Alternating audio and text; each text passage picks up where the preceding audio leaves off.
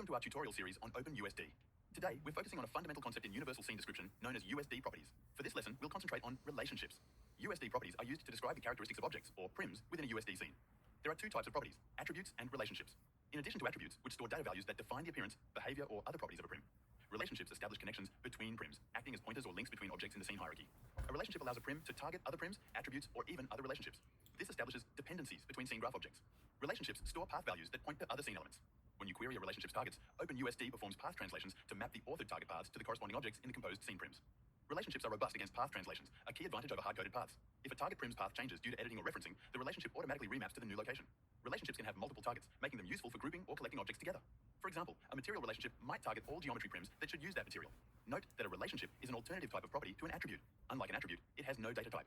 It is a way of declaring at creation time that the only use for a property is to record linkage information. Here are a few Python snippets to familiarize yourself with as you work with relationships. These can be useful as you establish connections between different scene elements, like materials and geometry. This first one is used to get the target paths of a relationship. Here, we can set the target paths for a relationship. Now we can add a new target path to a relationship. And here's how we can remove a target path from a relationship. Relationships enable robust encoding of dependencies and associations between scene elements, such as binding geometry to materials, grouping prims into collections, establishing connections in shading networks, and modeling hierarchical relationships like a parent-child relationship. Using relationships instead of hard paths enhances non-destructive editing workflows, referencing and asset reuse across tools, and collaborative workflows across teams. They enhance the flexibility and scalability of USD-based pipelines. Thanks for watching. Check out the following resources, and we'll see you in the next lesson.